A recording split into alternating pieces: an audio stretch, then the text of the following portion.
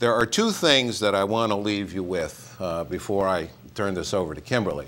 And that is that looking forward, looking into the next budget year, we are already facing a budget shortfall. And what I mean by that is we are already $500,000 behind what we approved in that budget last spring, going into this fiscal year. We're $500,000 behind already, and that's because of anticipated shortfalls in our interest return and other town departments, such as the building department, for instance. Building permits are way off.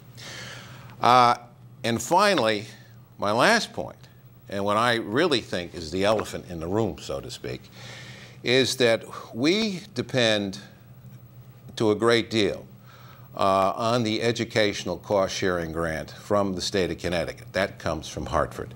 We get about $3.5 million from Hartford in the way of educational cost-sharing grants every year.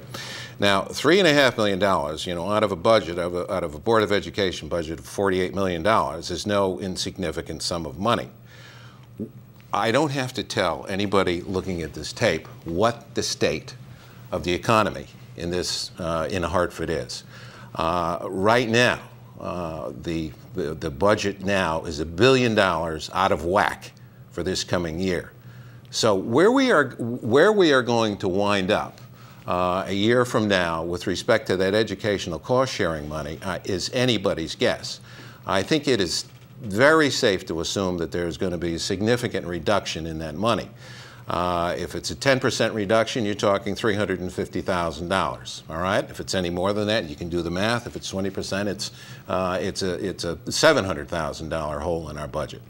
So we are facing challenging times in the months ahead. I don't think there's any question about that at all. And I'm going to conclude my remarks now. I'm sure we're going to be having some more discussion about this in a few minutes. But that is my understanding of where we are with respect to the finances here in the town of Guilford. As I say, there are other towns, I'm sure, that are a lot worse than we are. But nonetheless, we face some real significant challenges in the months ahead. Thank you, Dave. You mentioned the fund balance and the reductions in the fund balance and what its ramifications are.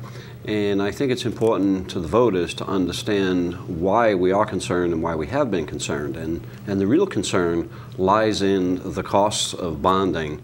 We pretty much do bonding every year.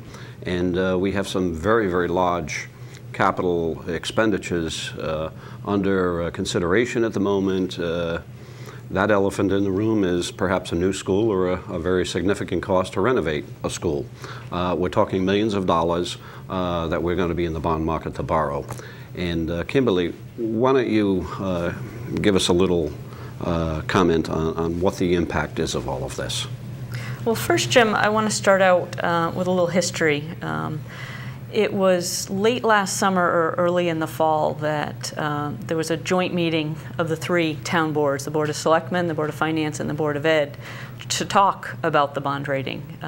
The first selectman and our bond council had gone down to New York and met with the rating agencies, and they came back to present the findings. And for the first time that I'm aware of, Guilford's bond rating decreased at some of the ratings and was actually put kind of on a watch list of other agencies.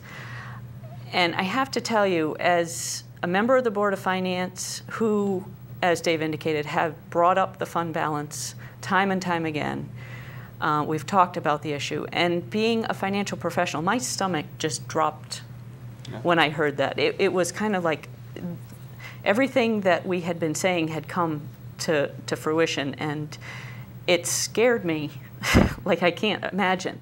And I was shocked at other members of the boards who kind of belittled the impact that this could have to the town.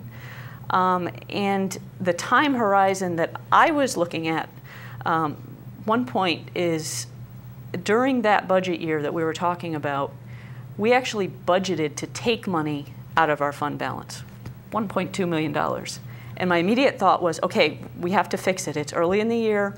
We have to stop the bleeding, and we cannot touch that $1.2 million. That was my immediate thought. And I was listening to people on the other side of the table saying, oh, well, we'll work on it next year, and maybe we'll decrease our reliance on the fund balance going forward over the next 3 to 5 years. And I really couldn't believe what I was hearing. To me, it was something we needed to address now, address quickly and effectively. And actually what happened during that year was not only did we hit the fund balance for the 1.2 million that we had projected to or budgeted to, but we also went and took almost another 400,000 of additional money that we were short on the revenue side. So it went from bad to worse. But the impact of the bond rating, as you indicated, when you go to a bond market, it's just like a homeowner going to get a car loan or a mortgage. They shop around for interest rates, and depending on your credit score, you get better interest rates on your borrowing. And the town as a borrower, when they're looking at school facilities, road projects, whatever it might be, the library, if their bond rating is lower, they're going to pay a higher interest rate. And as a homeowner, you know, a higher interest rate on a car translates into thousands of dollars. To a town, it translates to millions of dollars of money that we would pay. And the only place we can get that is from the taxpayers. So that's my biggest concern with the bond rating. And again, the concern was that the administration that was in charge, I don't think acted quick enough or efficiently enough to try to mitigate the impact. And I think we've actually done a disservice, and we're going to be hit further again if it comes.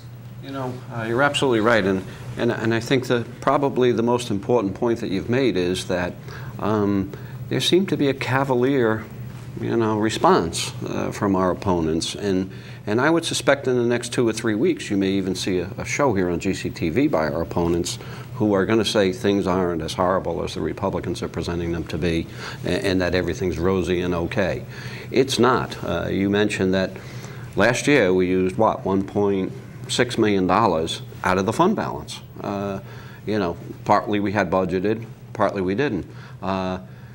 We can't do that. I mean, if we did that for 2 more successive years or 1.5 successive years, we'd have no money.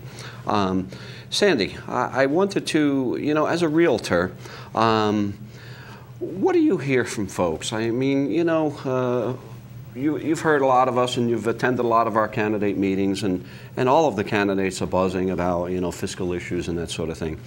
As a realtor, you probably meet a lot of the general public in your day-to-day business. What do you hear from folks that are moving to town, coming to town, about taxes? I mean, what do they say about Guilford's taxes that you know, or if you know? Most people that I talk to in town, and it depends on where they're coming from, whether they're local or coming from out of state. If they're coming from the New York area, Fairfield County, taxes aren't as shocking to them because they're used to paying high taxes in New York City. But it's the locals that I talk to every day, and taxes are a big concern for them. They're concerned that in a declining market, their houses are worth less money, and they're still paying on a inflated market, and their taxes are reflected for that. So they have strong concerns. So taxes are an issue from what you're hearing, outside of being involved in the loop of finances. Mm-hmm. And that's kind of the picture as we see it. But I think, to elect our candidates, you probably would like to hear some solutions, and we thought we would start talking a little bit going forward on where we would like to head. And, I'll just, Kimberly, where do you see us heading, and how do you see us managing the budget at this point? Well, the budget has 2 pieces. There's the revenue side of the budget, and there's the expense side of the budget. The revenue side of the budget is predominantly real estate property taxes. There's some minor department revenues, and then there's the state money. The department revenues do have an impact. The building department, the town clerk, as Dave mentioned, those are down due to the economy and slowdown on the housing market and people improving their houses. So anytime we talk about taxes and we talk about the budget, it's primarily the property taxes.